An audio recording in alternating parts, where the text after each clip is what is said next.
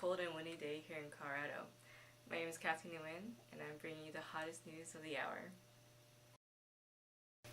If you look out the window, you may have noticed the empty roads and the cars in the ditch.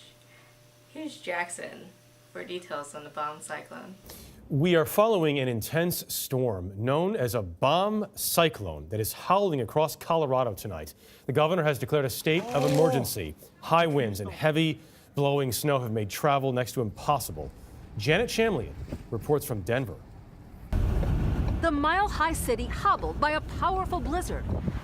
With gusts nearing 100 miles an hour, the strongest storm in decades.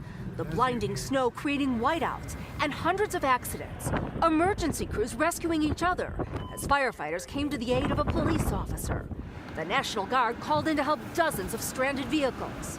Oh, a tree just fell down. The system, known as a bomb cyclone, a hurricane in winter. We are not even at the peak of the storm, and look at this.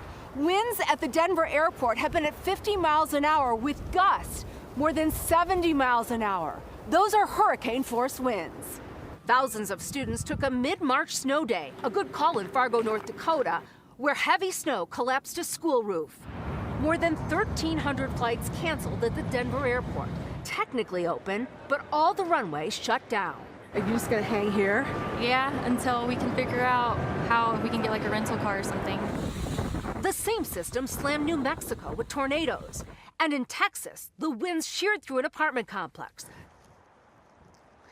Here in Colorado, renewed concern about avalanches tonight, and about an hour south of here, 100 or so motorists stranded along Interstate 25 after a 50-car pileup. Some of those cars have now run out of gas. Jeff, here in Denver, 180,000 people still without power in bitter cold in what's expected to be a multi-day recovery. Wow. Jeff? All right, Janet, thank you.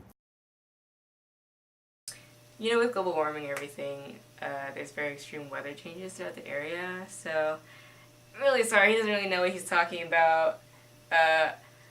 Let's get to our mountain lion segments.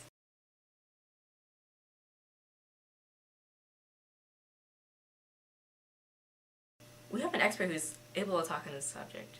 Neha Bayati from the Denver Zoo. She's had 10 years of experience as a wildlife observer.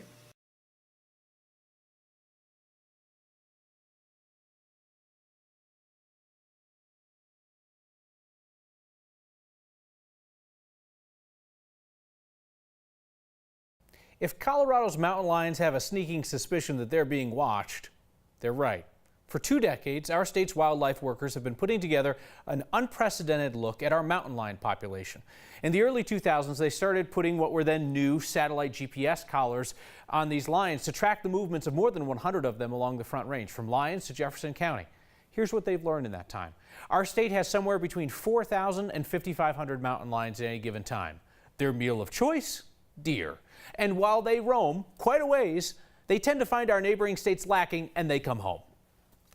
As part of this study, Matt Aldridge had collared a lion that had kind of been in the Front Range corridor, gone up to Wyoming, out to Kansas and back. The movement patterns were very interesting, moving up and down. You'd have some that could go down to New Mexico.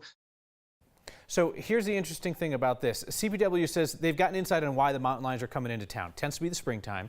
It's young mountain lions or adult females that are looking for food.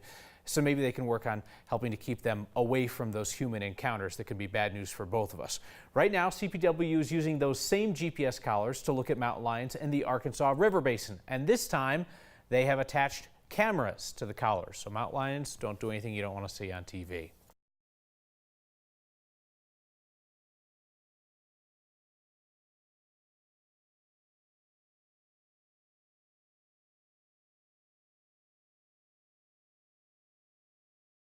I have an important announcement for those of you who like drugs. According to something called the Global Drug Survey, the safest recreational drug of all is, do you know what it is?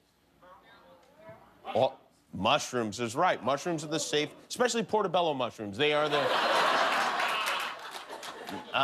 turns out white guys with dreadlocks at your college were right all along about mushrooms.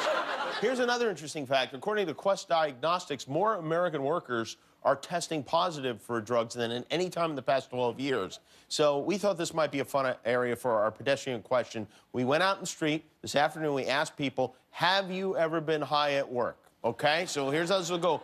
We're going to see someone introduce himself or herself, and then we're going to guess if that person looks like the sort of person who's been high on the job, okay? You got it? All right, let's play.